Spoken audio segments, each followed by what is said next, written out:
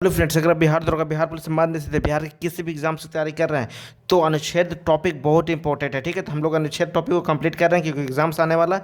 तो हम लोग देखते हैं अनुच्छेद धार्मिक स्वतंत्रता का अधिकार हम लोग को 25 से 28 तक पढ़ना है। ठीक है, तो अनुच्छेद 25 में क्या ये सब क्वेश्चन पूछा हुआ है, आप देखिए प्रीवियस क्वेश्चन उलट के। ठीक है ना, तो यहाँ से क्वेश्चन देखिए बहुत सारा रहेगा आया हुआ। तो अनुच्छेद 25 में क्या कहता है, अंतःकरण की चर्चा अनुच्छेद 25 में। ठीक, अनुच्छेद 25 में अंतःकरण की चर्चा अर्थात व्यक्तिगत धार्मिक स्वतंत्रता की चर्चा है।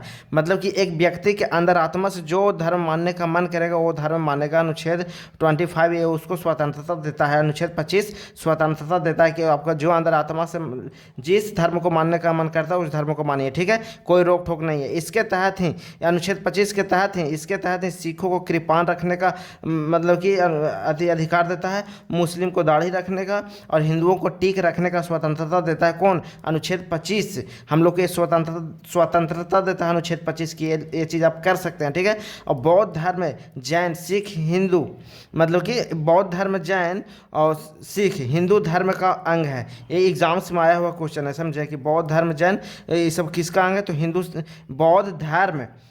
बौद्ध धर्म और जैन और सिख धर्म किसका? हिंदू धर्म का ही अंग है। तो याद रखिएगा। ठीक है ना, अनुच्छेद 26 में क्या कहता है? अनुच्छेद 26 में इसमें सामूहिक धार्मिक स्वतंत्रता की चर्चा है। मतलब सामूहिक धार्मिक स्वतंत्रता की चर्चा, इसी के तहत यज्ञ हवन करने, धार्मिक संस्थान की स्थापना करना, धार्मिक क्रियाकलाप में भाग लेने का अधिकार है। ये हम लोग का अधिकार देता है कि आप झुंड में भी अपना धर्म को सामूहिक धर्म को आप धर्म को प्रचार वगैरह कर सकते हैं। ये हम लोग को 26 ये हम लोग को देता है, क्या अधिकार देता है? यज्ञ वगैरह झुंड में कर सकते हैं, हवन वगैरह कर सकते हैं। ये हमें 26 है जो हम लोग का अधिकार देता है। अपने धार्मिक संस्थान की स्थापना करना, जैसे आप कोई धर्म, जैसे RSS है तो एक धार्मिक संस्थान है ना, उसका स्थापना इस तरीके से आप स्थापना कर सकते हैं। हम लोग का अनुच्छेद 26 से अधिकार देता है। समझिए, अपना धर्म को प्रचार कर सकते हैं, यानी अधिकार कौन देता है? 26 देता है। धार्मिक क्रियाकलाप में भाग लेने का अधिकार देता है हम लोग को 26, समझे ना। तो ये सब याद रखिएगा। अनुच्छेद 27 क्या कहता है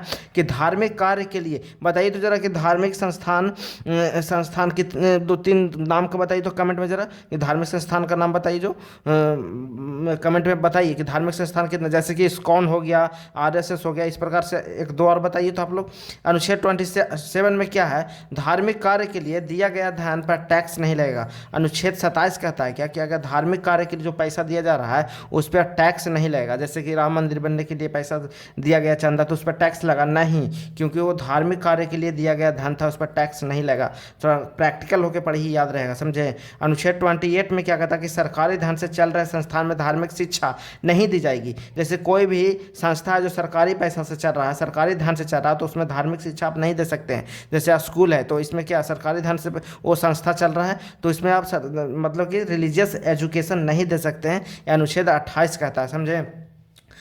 फिर हम लोग को क्या पढ़ना है? अनुच्छेद 29 से 30 में संस्कृत एवं शिक्षा संबंधी अधिकार अल्पसंख्यक के लिए पढ़ना है। ठीक ना, अनुच्छेद 29 से 30 में। अनुच्छेद 29 क्या कहते हैं? सब बहुत इंपॉर्टेंट है, ये सब आ जाएगा मिलान करने के लिए, देख लीजिएगा। अनुच्छेद 29 में क्या कहता है?